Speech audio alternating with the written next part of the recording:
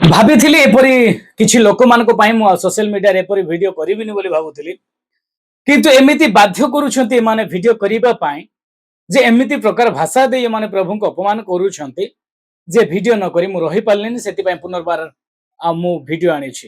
ପ୍ରାୟ 10-12 ଦିନ ପରେ ଆଜି ପୁନର୍ବାର ମୁଁ ଭିଡିଓ ଆଣିଛି। ଆଉ ଆପଣମାନେ ନିଶ୍ଚିତ ଭାବରେ ଭିଡିଓକୁ ଶେଷ ପର୍ଯ୍ୟନ୍ତ ଦେଖିବେ। ଆଉ ସେ କଣ କଣ କହିଛି ଆମେ ସେ ବିଷୟ ମଧ୍ୟ ତାକୁ ରିପ୍ଲାଏ ଦେବାକୁ ଚେଷ୍ଟା କରିବା ଏବଂ ଆପଣ ମାନେ ମଧ୍ୟ ଠିକରେ ଶୁଣିକି ଆପଣ ମାନେ ମଧ୍ୟ କମେଣ୍ଟରେ କହିବେ ଯେ ଏମିତି କହିବା ଠିକ ନା ଭୁଲ।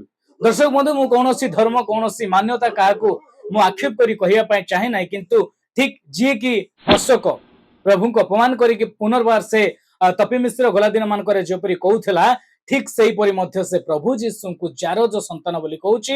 ପ୍ରଭୁ ଯୀଶୁଙ୍କୁ ଏବଂ ଆମର ମେରୀ ମାଙ୍କୁ ସେ କହୁଛନ୍ତି ସେ ଗୋଟେ ମାନେ ଖରାପ ଭାଷା ନେଇକି କହୁଛନ୍ତି। ତ ଦର୍ଶକ ବନ୍ଧୁ, ଆପଣ ମାନେ ପ୍ରଥମେ এই ভিডিও টিকে দেখন্তু, ସେ କଣ କଣ କହିଛି ଆପଣ ମାନେ ଶୁଣନ୍ତୁ, ତାପରେ ଆମେ ମାନେ ଆଗକୁ କଥା ହେବା। ଆସନ୍ତା ମାର୍ଚ୍ଚ 29 ତାରିଖ ଦିନ ଜଣେ ଜାରଜ ରାଣ୍ଡିର ସନ୍ତାନ ଗଧ ଉପରେ ବସିକି ଆସିବ, ଆଉ ରାଣ୍ଡି ଭକ୍ତ ମାନେ ଖଜୁରୀ ପାଲ ଧରିକି ନାଚିବେ। ଆପଣ ମାନେ ନିଜ ଆଖିରେ ହିଁ ଦେଖିବେ। ତ ଦର୍ଶକ ବନ୍ଧୁ, ଆପଣ ମାନେ ଶୁଣିଲେ ସେ କେତେ ମାନେ ଖରାପ ଭାଷା ନେଇକି ପ୍ରଭୁଙ୍କୁ ଅପମାନ କରୁଛନ୍ତି। ତ এই କଥା শুଣିলা পরে মধ্যে আমি যদি সেমানকু ঠিকরে মধ্যে কইলে মধ্যে অনেক লোক আজি আমানকু হি খরাপ ভাবিবে যে মানে ধর্ম বিরোধ ভিডিও বনাউଛନ୍ତି। কিন্তু ମୁଁ ଏଥିରେ କୌଣସି ଧର୍ମକୁ କହିବା ପାଇଁ ଚାହେଁନି ଆଜ୍ଞା, କାହାର ଧର୍ମକୁ ଖରାପ କରିକି କହିବା ପାଇଁ ଚାହେଁନି। କିନ୍ତୁ ଏଇ ଚୋର ପିଲା ଚୋରକୁ ମୁଁ ଗୋଟେ କଥା କହିବା ପାଇଁ ଚାହେଁ, ଯାହାକୁ କୋଟି କୋଟି ଲୋକ ମାନୁଛନ୍ତି ସମଗ୍ର ଦେଶରେ ପ୍ରଭୁ ଯୀଶୁଙ୍କୁ ସେ ଗୋଟେ ଈଶ୍ୱର ବୋଲି ମାନୁଛନ୍ତି, ତାକୁ ତୋର କି ଅଧିକାର ଅଛି ଯେ ତୁ ପ୍ରଭୁ ଯୀଶୁଙ୍କୁ ଜାରଜ ସନ୍ତାନ ବୋଲି କହୁଛୁ? ପ୍ରଥମେ ତୋର ପରିଚୟ ନାହିଁ, ତୁ ଗୋଟେ ମାର ଛୁଆ ନା ବାପାର ଛୁଆ ନା, ତୋର ଭଉଣୀ ଅଛନ୍ତି ନା ନାହିଁ, ନା ତୋର ସ୍ତ୍ରୀ ଅଛି ନା ନାହିଁ, ତୋର ଠିକ ସେ ପରିଚୟ ନାହିଁ। ଆଉ ତୁ ପ୍ରଭୁ ଯୀଶୁଙ୍କୁ ଏମିତି କହିବା ତତେ କି ଅଧିକାର ଦେଇଛି? ଆଜ୍ଞା, ମୁଁ ଯଦି ଏତିକିରେ ଯଦି କହିବି ତାହେଲେ ଅନେକ ଲୋକ ମଧ୍ୟ ଖରାପ ଭାବିବେ ଯେ ଆଜି ଜଣେ ମନେକର କୌଣସି ଧର୍ମକୁ ନେଇକି ଯଦି ଖରାପ ଭିଡିଓ କଲା ତାହେଲେ ତାକୁ ଅନେକ ଗାଳି କରୁଛନ୍ତି, ତାକୁ ସାଙ୍ଗେ ସାଙ୍ଗେ କେସ୍ ବାସ୍ କରୁଛନ୍ତି। କିନ୍ତୁ ଏଇ ଅଶୋକକୁ ଏତେ ପ୍ରଭୁଙ୍କୁ ଅପମାନ କରୁଛି, କୌଣସି ଲୋକ ତାକୁ କେସ୍ କରୁନାହାନ୍ତି।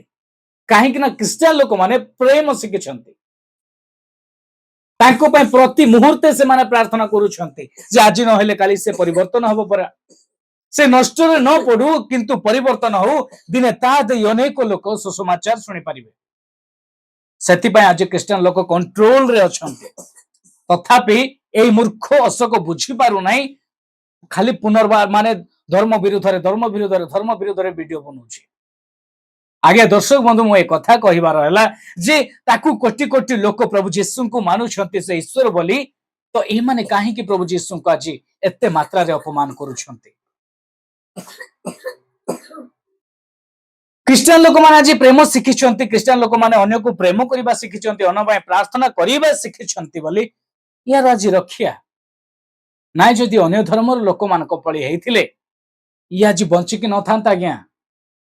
ସେଥିପାଇଁ ମୁଁ କହିବାକୁ ଚାହେଁ, ଅନ୍ୟ ଧର୍ମକୁ କାହାର ଧର୍ମକୁ ଆକ୍ଷେପ କରି କହିବା ପୂର୍ବରୁ ଆଗେ ନିଜର ଔକାତ ଟିକେ ଦେଖ, ନିଜକୁ ଥରେ ଚିନ୍ତା କର, ନିଜେ ତମେ କଣ, ନିଜେ ତମେ କୋଉଠୁ ଆସିଛ, ତମେ କେମିତି ଏ ଜଗତରେ ତମେ ଆସିଲ, ଜଗତକୁ କେମିତି ଆସିଲ, ତମକୁ କିଏ ସୃଷ୍ଟି କଲା?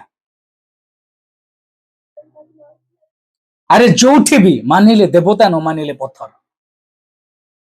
କୋଟି କୋଟି ଲୋକ ଈଶ୍ୱରଙ୍କୁ ପ୍ରଭୁ ଯୀଶୁଙ୍କୁ ଈଶ୍ୱର ବୋଲି ମାନନ୍ତି, ତାକୁ ତମେ ଶଳା ଜାରଜ ବୋଲି କହୁଛ? ପ୍ରଭୁ ଯୀଶୁଙ୍କର ମହାନତା କଣ ତମେ ଜାଣିଛ? ପ୍ରଭୁ ଯୀଶୁ କଣ କରିପାରନ୍ତି ତମେ ତାହା ଜାଣିଛ? ଆଜି ସୋସିଆଲ ମିଡିଆରେ ଆସିକି ବକ୍ ବକ୍ ବକ୍ ବକ୍ ହଉଛ କୌଣସି ବିଷୟରେ କିଛି ନ ଜାଣିକି। ସମୟ ଆସିବ ନିଶ୍ଚିନ୍ତ ଭାବରେ ବୁଝିପାରିବ ଏବଂ ତମ ପରି କିଛି ମୂର୍ଖ ଲୋକ ହିଁ ଶେଷ ସମୟରେ ପ୍ରଭୁ ଯୀଶୁଙ୍କୁ ଗ୍ରହଣ କରିବେ, ଆଉ ସେତେବେଳେ କାକୁକ୍ତିରେ ଲୁହ ଝରେଇ କାନ୍ଦି କାନ୍ଦି ପ୍ରଭୁ ଯୀଶୁଙ୍କୁ ପ୍ରାର୍ଥନା କରିବେ। ସେଥିପାଇଁ ଆମେ ତମ ପାଇଁ କିଛି ଆକ୍ସନ ନଉନୁ। ଯଦି ଆକ୍ସନ ନବାର ଅଛି ତାହେଲେ ତତେ 2 ମିନିଟ ଲାଗିବ ନାହିଁ। କିନ୍ତୁ ଭାଇ ମୁଁ ତତେ ପୁନର୍ବାର କହିବା ପାଇଁ ଚାହେଁ, ତୁ ପରିବର୍ତ୍ତନ ହ। ପ୍ରଭୁ ଯୀଶୁଙ୍କୁ ଅପମାନ କରିବା ପୂର୍ବରୁ ନିଜର ଔକାତ ଟିକେ ଚିନ୍ତା କର। ନିଜର ବାପା ମା ତତେ ପାଳି ପୋଷି ବଡ କରିଛନ୍ତି ଯେ ମୋ ପିଲା ଦିନେ ବଡ ହେଲେ କୌଣସି ଭଲ କାମ କରିବ, सी आमर ना रखिब धर्म धर्म नहीं कि बेकार वीडियो करने पूर्व 10 थर चिंता कर तोर माइफ तोर पिला गोटे अच्छी से भविष्य कथा चिंता कर से तोर पिला को टिके पढ़ेवा कथा चिंता कर भलरे रहिबो ए धर्म धर्म विरुद्ध वीडियो बनै कि कोटी कोटी टंका इनकम करिबुनि भाई मु प्रत्येक वीडियो रे मध्ये कहिछि जे ए धर्म विरुद्ध वीडियो बनै कि कोटी कोटी टंका इनकम करिबु नाही आ जेति भी इनकम करिबु सेही पैसा एमती छंदरे छंदी हे जिवो जे सेही पैसा तते नियंट हे जिवो आहुरी पैसा दरकार भिक मागिले भी मिलिबो नाही सेति पई धर्म विरुद्ध वीडियो बनेबा पूर्व 10 थर चिंता कर तोर औकात कौन से विषय चिंता कर तोर प्रकृत ओरिजिनल बापा किए माँ किए तोर भाई भौणी किए एवं तोर माइकिना किए तो पुओ किए से विषय तो चिंता कर अन्य धर्म को आक्षेप करी कहिबा अन्य धर्म लोक मान को घृणा करिबा अन्य को आंगुठी उठेबा से विषय छाड़ी दे मनीष पिला बलिया रो गाई घुसरी मूर्ख बलिया होना भलरे परिवर्तन है तो दर्शक बंधु आपण मानको ए वीडियो भलो लागिथिबो